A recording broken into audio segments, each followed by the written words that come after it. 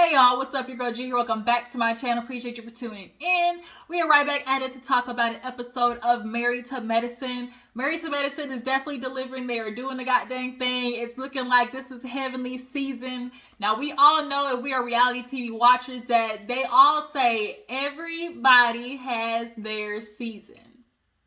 Now, Miss Heavenly has made it a long ass time without really having like the focus on her. And so for this season to really be about Heavenly, definitely I feel like was curated.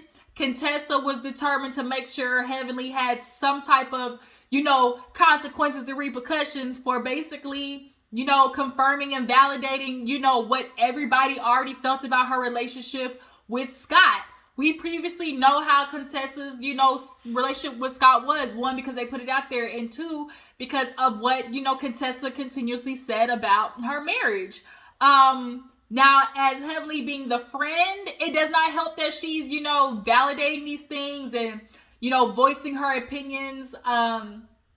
So, a lot of people have been getting on to her, but last episode, nonetheless, she basically apologized, but that apology ain't mean okay, her and Contessa are right back at it by the middle of this episode. So let's go ahead and get into everything. If you're new to my channel, I appreciate you for tuning in. Make sure you hit that subscribe button.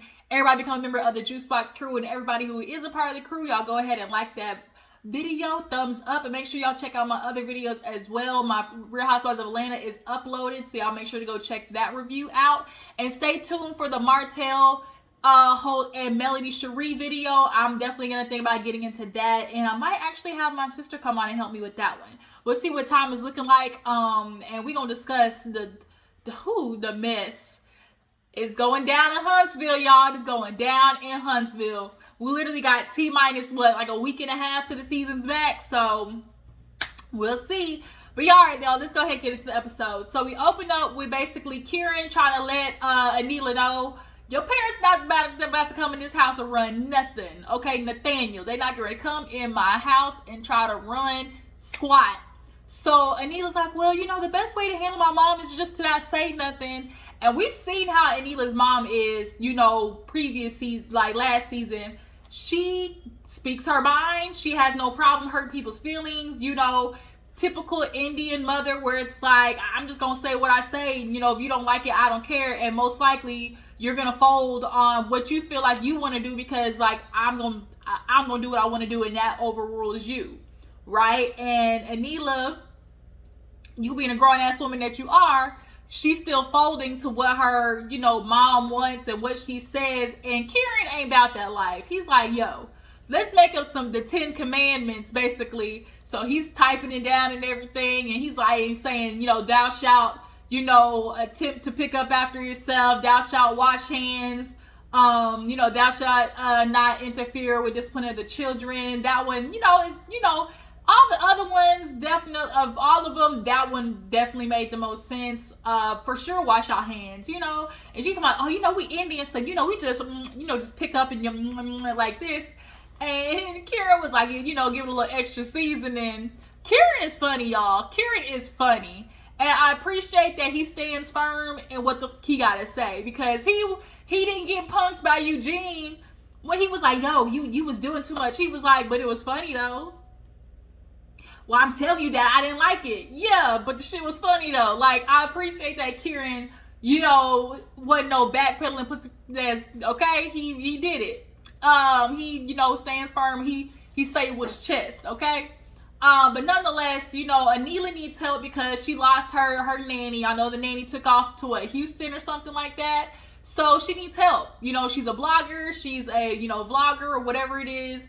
And her kids, needing help in the morning before school when they get home. All that, friendly stuff. I am not a proponent of mamas feeling like they got to do it all to prove like they're a good mom. You know how Monique on Potomac tries to, not for lazy moms. No, I need a nanny. No, I need a chef. No, I need a maid. Like, I don't like how people try to make, moms feel like if they're getting help, then they're not really mothering. Like how Marceau tried to tell Tisha, oh, well, you're outsourcing motherhood, when she basically had Wanda come over to help. Sir, are you helping? And these are your damn kids. Like, are you helping, Marceau? I don't think so. So if you don't plan on helping, I suggest you shut your ass up. But nonetheless, Anila needing help. You know, they're trying to do basically a test run for the mama. Kieran, he ain't here for it, but you know, that's his wife. He want to support her.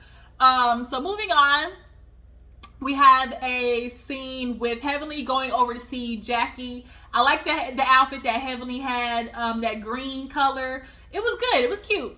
So she goes over to Jackie, and you know, they're catching up, and basically Heavenly's not trying to admit the fact that she might be, you know, knocking on menopause's door. Jackie's like, girl, just join the club, you know, welcome to the club. Heavenly like, bitch, I ain't in no menopause. You know how she talk, I ain't in no menopause. Now I might miss a couple of months, I might miss a month or two, but that bitch come back. Like, she said, I get my period. Now, Heavenly's not trying to admit that, girl, you getting on up there in age.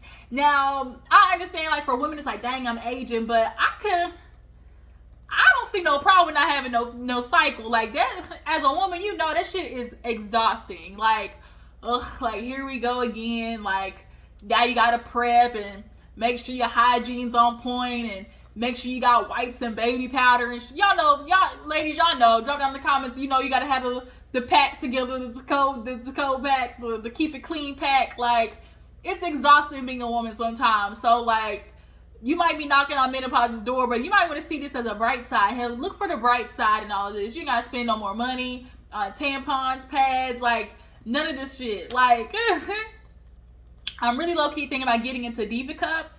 Are any of you guys Diva Cup users? Y'all drop down in the comments. Like, if you use Diva Cups, tell me what you feel about it, because I hear a lot of ladies talk about it. So if you're a user, tell me what you feel like. Give me your kind of like your review on how you feel about those. Like, do you like them or not? But nonetheless, she's there, and Jackie's basically telling her, look, I know what I can help you with. How about you get this O shot? And so Heavenly's like, what's that? And Jackie's basically telling her, girl, this is the OOO. Like, okay, instead of just a little, you know, razzle dazzle in the moment, just a little, you know, razzle dazzle, you know, you gonna get to see the, as they say, like, your soul gets tooketh. You're trying to have a soul taking moment. Okay, Jackie's saying, look, we can take your blood, shake it up, get the platelets, and inject it back into the clitoris. And we all know for females, the clitoral stimulation is where it really be at. You know, when niggas don't know where the pearl be, you know, it's kind of quite annoying. It's just like, yo, you really feel like you're doing something, but you're not. Like, you're not really doing that much, sir. But once they figure out where it's at, you know, there may be a little bit more, you know, stimulation. But basically, I have heard about this O shot. A lot of, like, other doctors do it as well. They numb you up, and they basically inject the blood back into where the clitoris is at, because y'all know that's where all the nerve endings be. And it's supposed to, you know, make it, instead of just, you know, just a little, whoo, it makes it like fireworks, you know. So Heavenly decides she gonna get it. She does reveal that, you know, she has having trouble with her mom, or like dealing with her mom, and that's kind of emotional. And I really feel bad for Heavenly, because although her and her mom have a tumultuous relationship from what I remembered, you know, from how she grew up, you know, like at the end of the day, that's her mom, you know. So she's just kind of dealing with that right now. So moving on to Toya. Toya.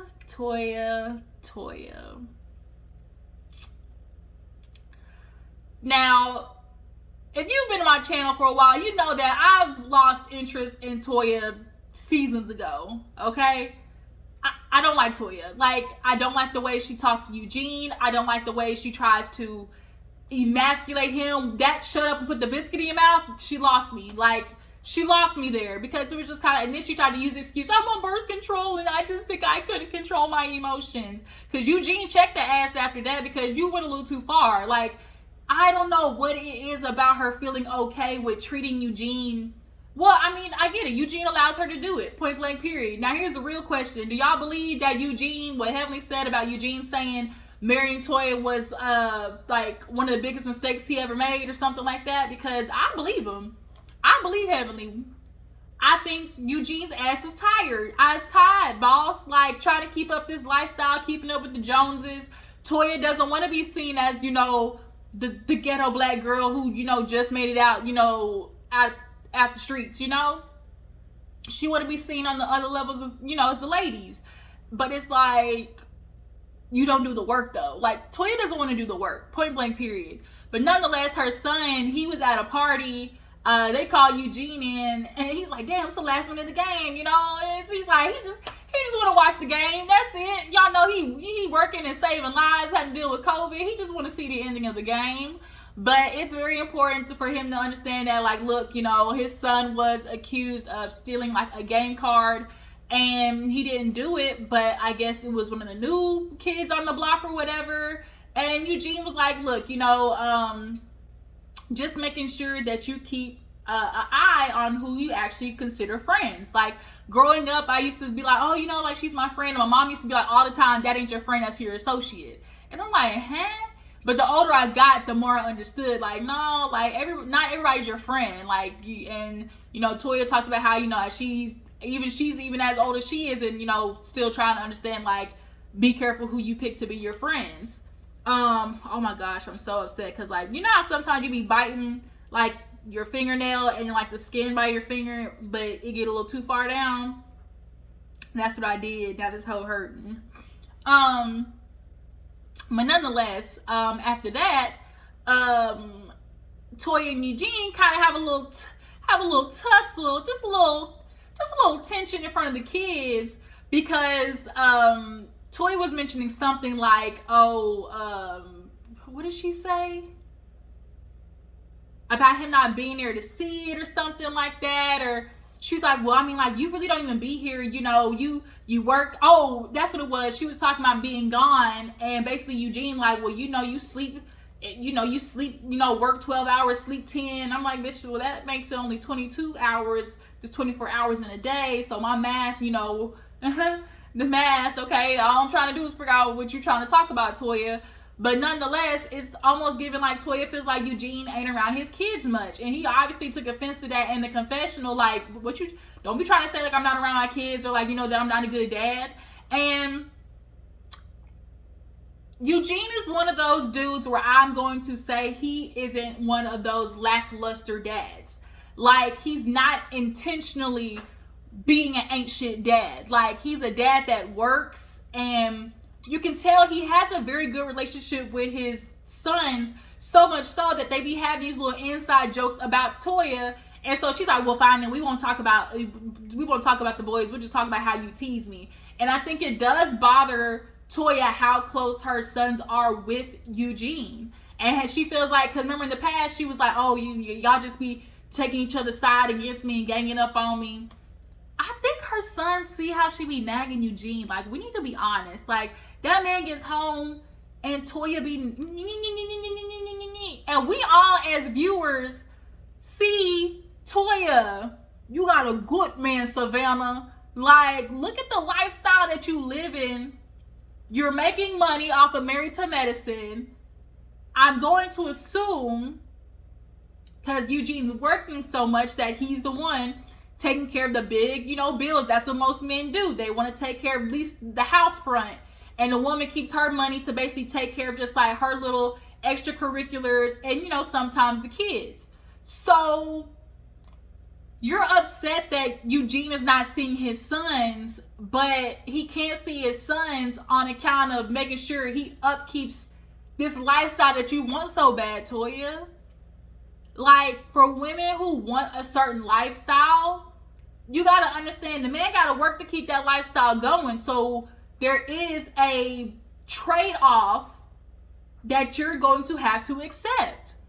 Toya, you wanted a 2-story closet. Where the fuck that money coming from? Because it ain't coming from you.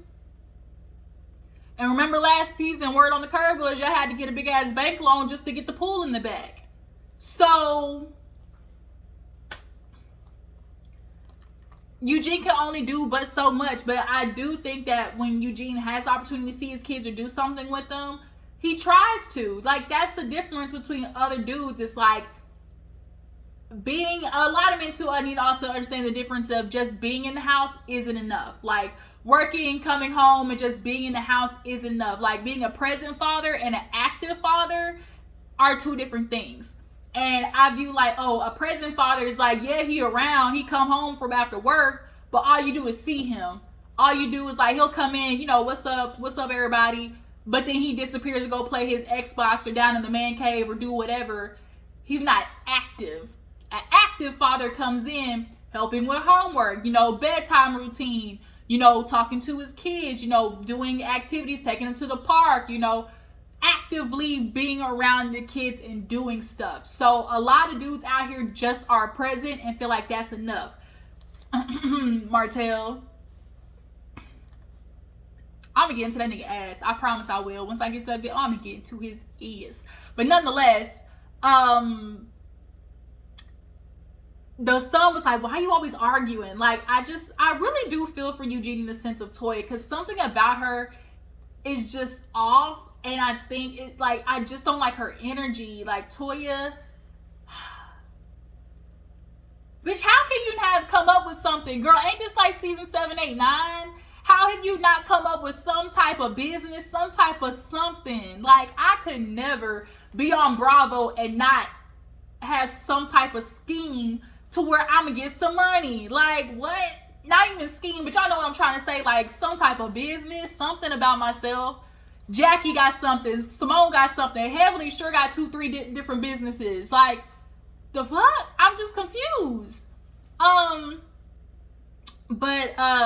Yeah, you guys, what do you guys think? Like, do you guys feel like Toya is too, like, you know, with Eugene, is she too overbearing? That's the word I'm looking for. She's very overbearing. She's very abrasive, aggressive. Like, her tone when she talks to Eugene is very disrespectful. You know, and how, you know, Anila was like, how she said, oh, you know, Toya was like, Eugene basically, oh, how their penis wouldn't get bigger. Like, bitch, you basically put your man on Front Street. Like, I mean, it's not like we couldn't look at Eugene and tell that, you know, he wasn't necessarily the biggest. Like, you could just, he ain't necessarily the biggest, but, you know, there's a trade-off. You can't have good dick, money, and a good dad and all of them. Like, you just don't get all three.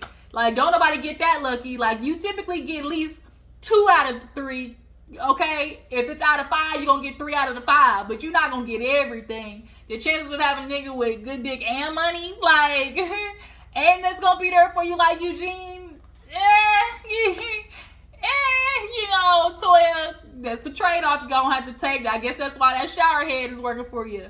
But moving on, so we see Simone invite Heavenly and Contessa over, you know. She wants to talk to him, obviously, about the book that she's doing with Cecil. Heavenly gets over there first. You know, she got her crown. And then Contessa comes over. Contessa looks pretty. I like that dress on Contessa. But they sit down and, you know, they basically want to hear how Cecil and Simone got together. And they just talk about how, you know, basically they were neighbors. Cecil looked good back in the day, y'all. I mean, of all the husbands, like, on Married to Medicine, he's one of the more, you know, handsome ones to me. Cecil had some good old strong legs, okay, with them little shorts. You know, back in the day, they had short shorts when they played basketball. So Cecil looked good, y'all. Cecil looks good. We can't say that he didn't. But basically they were like, you know, they worked together. They built something together. They've been together 20-something years. And had it not been for the group, like, they would have been definitely divorced by now. But, you know, Simone wants to be able to find out, okay, what are our chapter titles going to be? What are we going to write in the book? You know, what do we want to start with? And so what's some advice? Now, Dr. Damon, y'all know, don't talk much. He don't talk much. But when he do, people listen. So he started talking about how, you know, women's words can be, you know, they stab, they hurt, you know. And the truth is, they do. Like, women, we can have a sharp tongue if the feelings is hurt. And a man's definitely going to take it a lot harder because of that damn ego they got. And if a woman hits them in the right spot, you know, it can get dangerous. We know that. Men out here killing women just simply off the fact of she turned them down, you know, turned her down, giving the number. So if you say one good thing, like, it'll hit them, okay? And so as well, after that too, Contessa and Scott, Contessa was like, they were like, well, how did y'all meet? And Scott was like, well, I think I was finishing, was I in, you know, med school?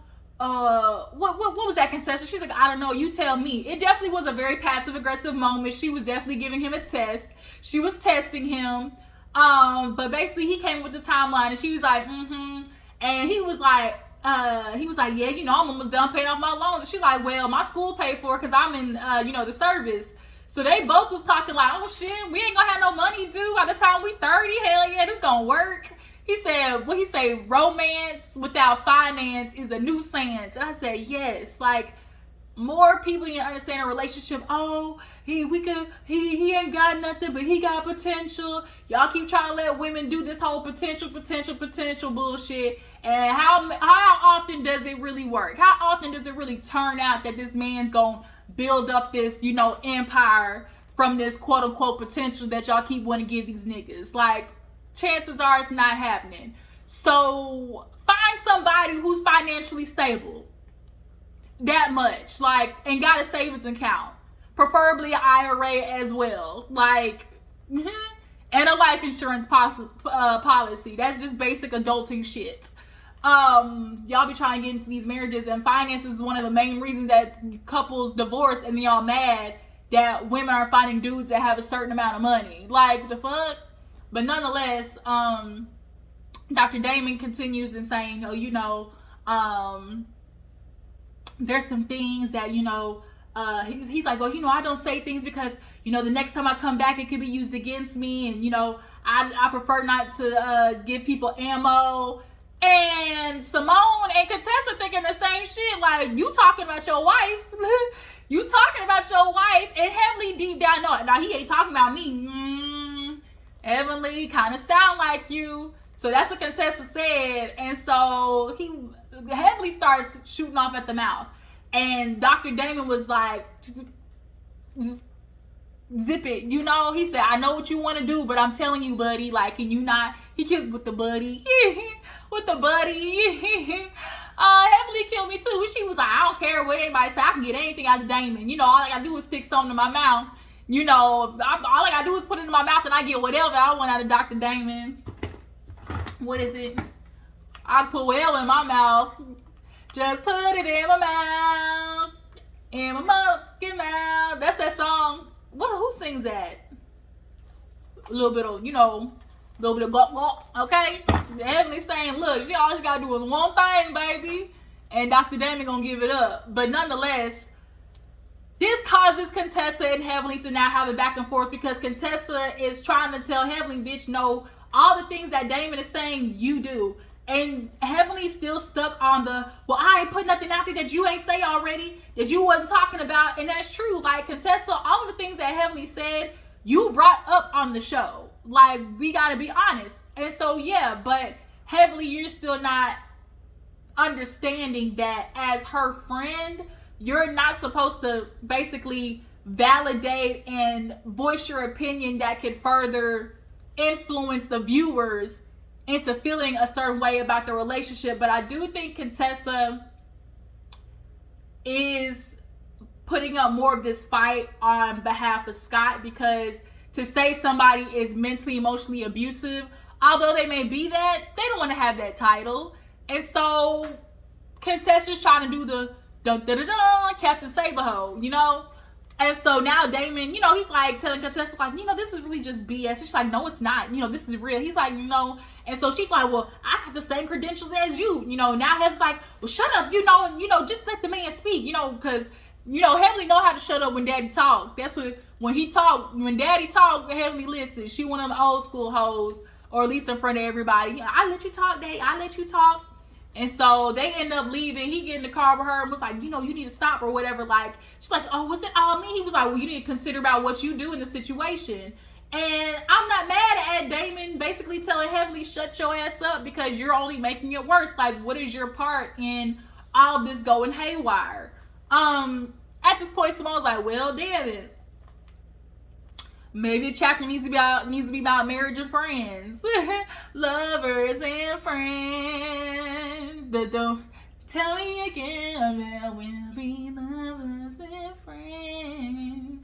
Oh, it's a good baby. That's tell me again. That's my song. Lovers and friends. Hey, drop down in the comments if you know Lovers and Friends. That hoe is a bop, okay? That y'all growing up like Rudy Huxtable. Moving on. So what else happened after that? Did I miss anything? Anila's parents come over, give Kieran the blues. Kieran drinking, need a headache. He tried to show them the rules. Basically, Anila's mama said, who rules? Who rules? She basically wiped her ass with that paper. She just literally just tore it. Like, just shit. She was like, how dare you? And now Kieran's feeling like, bitch, this my house? Like, my house, right? Like, for real? Like, this my house. Yeah, I don't see this ending well by any means. Anila's mama need to learn how to respect some shit. Like, it's hard when you have those elders who just feel like, because like she said, I'm older than you, I know more. Like, I used to bump heads with my dad so much because I've lived longer than you, so I know some things. Okay, that don't mean you can't learn some new shit. Like, I couldn't stand that, like, bumping heads, because like, just because you're older don't mean you know more than me, to the extent of like you can't learn nothing new. Like, that shit used to piss me off. But yeah, Kieran, you gonna be drinking a lot of liquor and popping a lot of Advils. So we get to the end where everybody knows about to get their vajayjay all suited and booted, okay? Ready for that wop. Macaroni in the pot for some wet ass pussy, okay?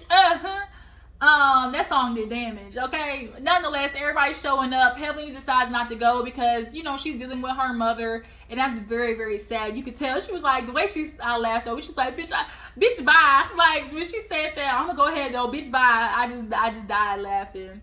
And then that dog took off running at Simone's house when they was yelling. That shit was funny too. But everybody's showing up. Anila brings her mama. She's like, I didn't tell her what was happening.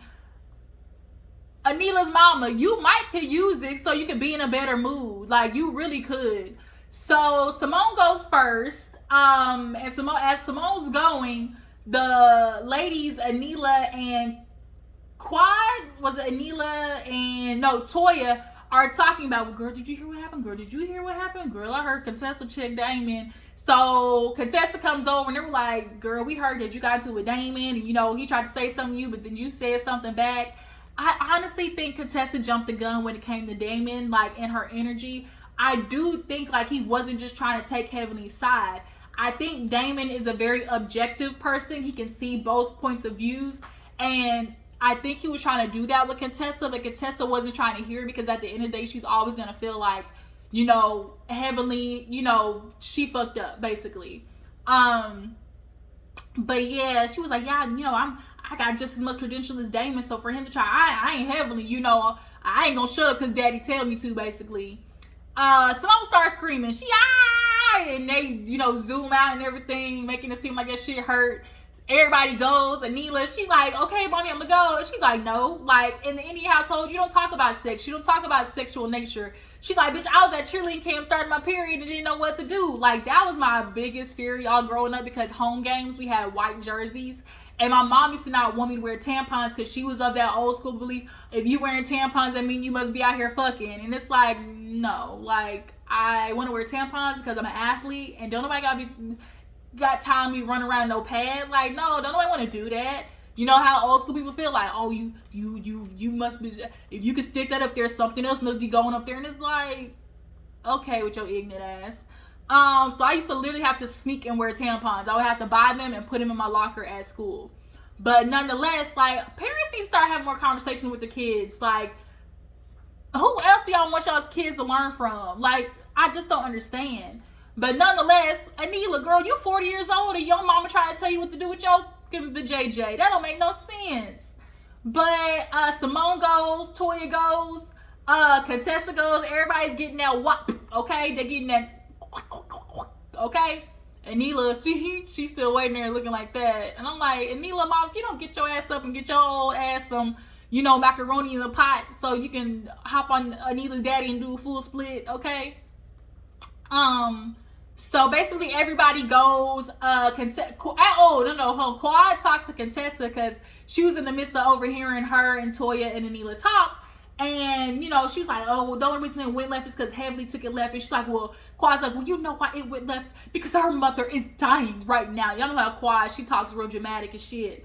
Because her mother is dying as we speak, And so Contessa says a prayer. She's like, that's what I'm talking about, Contessa. Even in the midst of fight, you know how to say a prayer for a friend, It's just like, quiet. Just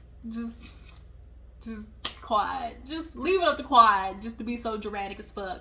But nonetheless, they say a prayer, and that really is unfortunate. I really hate that for Heavenly. I really, really do. But Jackie comes out and was like, anybody else? And Anila's like, she's like, I don't want to have to deal with my mom. I'm like, girl, what's she gonna do? Like, what's she gonna do? You can kick her out the house. Like, if she start talking, like, bitch, you can kick her right back out the house. But they end up leaving, and Anila goes to hug Jackie. She's like, I'll be back later. And it's like, girl, that is sad. You 40 years old and can't even touch your own vagina the way you want to for Kieran. Little girl, okay? Everybody's excited to get home and try the new Whopperoo, try the new vajayjay with a man. Toya gonna menage a moi, as Jackie called it, because she's a believer of Queen V.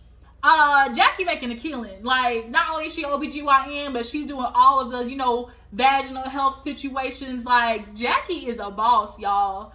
And she rich. She not just rich, but rich, okay? She might be one of the richest ones on this cast. It's like between her and Heavenly, because they all got multiple businesses.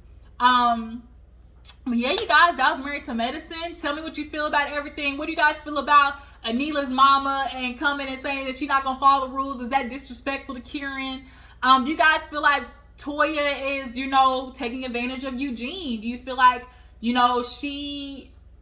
who's more to blame over Eugene's lack of necessarily seeing the sons? Like, is it Eugene or is it Toya because of the lifestyle that she wants that requires him to work so goddamn much? As far as Contessa and Scott, do you guys feel like Contessa and Scott really are in a better place? I don't believe it. I don't believe it for one bit. Yeah, I appreciate y'all for tuning in. Make sure to follow my Instagram and Twitter. Oh, y'all, the yes man. Y'all feel like Cecil's a yes man? Y'all feel like Scott's a yes man? And do women really want a yes man? I think the fuck not. How we gonna fight the fuck the fight? That's not how that works. But yeah, you guys, I will see you in the next one. Make sure to follow my Instagram and Twitter, and I will see you there. Deuces.